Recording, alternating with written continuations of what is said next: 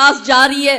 क्या परिवर्तित हो गया ऐसा 700 वर्ष में कि जौहर कुंड में कूदकर उन्होंने त्याग किया। वहां हमारी बेटियां हंसते हंसते क्यों जाती है?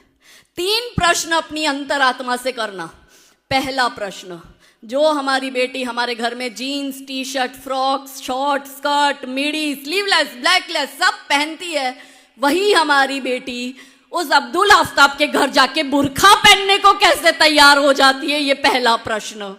दूसरा प्रश्न, जो हमारी बेटी हमारे घर में पहली रोटी गौ माता को खिलाती है, वही हमारी बेटी उस अब्दुल आफ्ताब के घर जाकर गौमांस पकाने और गौमांस का भक्षण करने को कैसे तैयार हो जाती है? ये दूसरा प्रश्न।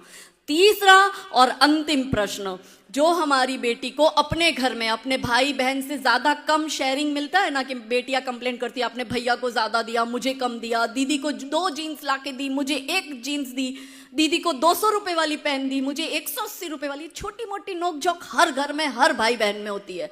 वही हमारी बेटी उस जिहादी के घर जाके 3-3 सौतनों के साथ रहने को कैसे तैयार हो जाती है? वो 4 निकाह करना उसमें जायज है। क्योंकि मेरे भोले भाले हिंदू भाई बहनों, ये ब्लैंक स्लेट है, कोरी पार्टी।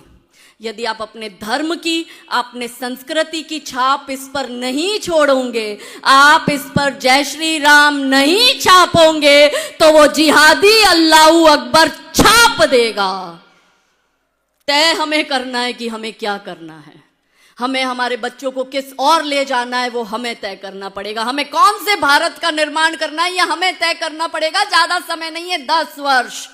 हम तो फिर भी हमारे बड़ों का श्राद्ध मना रहे हैं, शायद हमारे बच्चे भी हमारा श्राद्ध करें, लेकिन हमारे नाती पोते जो होंगे वो मुसलमान ही पैदा होंगे और वो कोई हमारा श्राद्ध राद मनाने वाले नहीं। वो हमें गालियां देंगे कि तुम ऐसा देश हमारे लिए छोड़ कर गए। है कोई हिंदुओं का देश? पैसे वालों को बहुत घमंड है, हम अमेरिका भेज रहे हैं, हम कनाडा भेज रहे हैं, हम ऑस्ट्रेलिया भेज रहे हैं। अरे आप 100 करोड़ हो, आप अपने देश में सुरक्षित नहीं हो, तो ये 30 करोड़ और 10 करोड़ और 5 करोड़ के देश में आप सुरक्षित हो क्या? कहने के लिए हमें भारत मिला, पास में बांग्लादेश में भी क्या हो रहा है वो लाइव चल रहा है। केरला स्टोरी आप लोगों ने देख ली, कश्मीर फाइल आप लोगों ने देख ली, लाइव अभी चल रहा है बांग्लादेश स्टोरी। और अपने ही देश में हमारे हिंदू शरणार्थियों को शरण लेनी पड़ी। कौन से देश में? किसी इस्लामिक देश में किसी मुस्लिम को शरण लेते हुए देखा? किसी ईसाई देश में किसी ईसाई को शरण लेते हुए देखा? इस भारत देश में हिंदू आज भी शरणार्थी बने घूम रहा है। तो ये चिंता का विषय है। हमारे पास कहने को अपना एक देश भी नहीं, और ये जो महान मातृभूमि हमें मिली है, यदि हम इस देश की भी रक्षा नहीं करते हैं तो आने वाला भविष्य खतरनाक है। तो समर्थ नारी समर्थ भारत पर आज जो हमारी चर्चा हुई, इस चर्चा में अंत में, क्योंकि मारवाड़ी लोग हैं और महाराणा प्रताप के साथ हमारा कनेक्शन है, तो महाराणा प्रताप की मृत्यु की साधना बताकर अपनी वाणी को विराम दूंगी कि अकबर और महाराणा प्रताप के बीच का घनघोर युद्ध, महाराणा प्रताप ने करी मृत्यु की साधना। अकबर के साथ वो भी लोग थे जिनको अकबर के साथ रहना चाहिए था, और अकबर के साथ वो भी लोग थे जिनको महाराणा प्रताप के साथ रहना चाहिए था। इसमें 4 प्रकार के लोग आए। बुद्धिशाली लोग, जो कुछ हेल्प नहीं करते, वो फ्री का सजेशन देते, वो तब भी चलता था, वो अब भी चलता है। और कमजोर कायर डरपोक लोग जब खुद युद्ध में शामिल नहीं हो पाते, तो जो युद्ध लड़ रहा है उसका भी पैर खींचने की कोशिश करते हैं। तो इसमें एक वर्ग था बुद्धिशाली लोगों का। वो गया महाराणा प्रताप के पास में और उसने कहा कि आप उसकी सेना देखो कितनी बड़ी, आप अपनी सेना देखो कितनी छोटी, आप ये युद्ध लड़ भी नहीं सकते, आप ये युद्ध जीत भी नहीं सकते। तो बुद्धि कहती थी टक्कर असंभव है। फिर गणितज्ञ लोग गए, वो लोग होते ना जो हर बात में कैलकुलेशन करते हैं, वो जाके सारा ले आया, इतने हाथी, इतने घोड़े, इतनी सेना, आप ये उसका देखो, आपका देखो, आप ये युद्ध लड़ नहीं सकते। तो गणित ने कहा कि विजय असंभव है।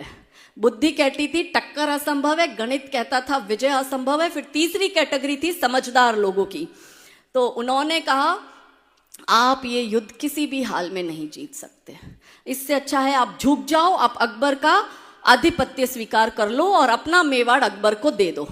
और चौथा था उसके रिश्तेदार, उनको पता था ना तो ये झुकेंगे, ना ये कन्वर्ट होंगे, ना अपना ये राजपाट देंगे, ये तो हर हाल में युद्ध करेंगे मगर जीतने वाले नहीं है क्योंकि उसकी संख्या ज्यादा है। तो एक काम करो, रिश्तेदारों ने कहा भाग जाओ। तो बुद्धि कहती थी टक्कर असंभव है, गणित कहता था विजय असंभव है, समझदार ने कहा झुक जाओ और रिश्तेदारों ने कहा भाग जाओ। मगर महाराणा प्रताप ने किसी की भी बात नहीं मानी और महाराणा प्रताप ने करी मृत्यु की साधना। और उन्होंने कहा, ये महाराणा प्रताप के शब्द है कि जब मनुष्य का सम्मान के साथ जीना असंभव हो जाए तो मनुष्य को सम्मान के साथ मर जाना चाहिए। अब इस मातृभूमि के लिए यदि हम सम्मान अर्जित नहीं कर सकते तो केसरिया बाना पहनकर मैं तो निकल पड़ी हूं, क्योंकि उसी योद्धा की भूमि की मैं भी एक बेटी हूं। लड़कर मर जाऊंगी पर झुकूंगी नहीं। और इसलिए महाराणा प्रताप ने कहा, भविष्य के द्वार खोल दिए कि भाई कुत्तों की तरह दुम मत हिलाना।